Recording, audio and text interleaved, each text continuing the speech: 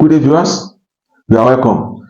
If you are one of the candidates that is sitting for NECO for this year, I have a secret to leak to you.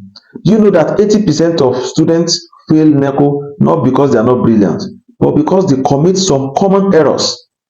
There are 12 ways in which NECO can deduct your mark. Almost 30 of your mark can be deducted.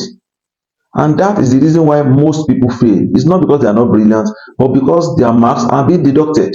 So I'm here today to give you the secret. 12 errors that people always commit that makes them to what? To lose marks whenever they are writing their NECO mathematics. It is very pathetic that a lot of videos online and what we teachers teach students in class is how to solve and how to do things. We did not teach them the error, and the error can take a lot of marks and is making people to fail.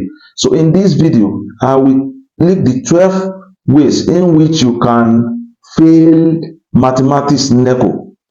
I will link it to you in this video. But before we dive in, if you are a candidate and you are listening to this, congratulations. Please subscribe to our channel because we'll be teaching out a lot of videos for now and henceforth, even to help you and assist you in your university when you get to the university.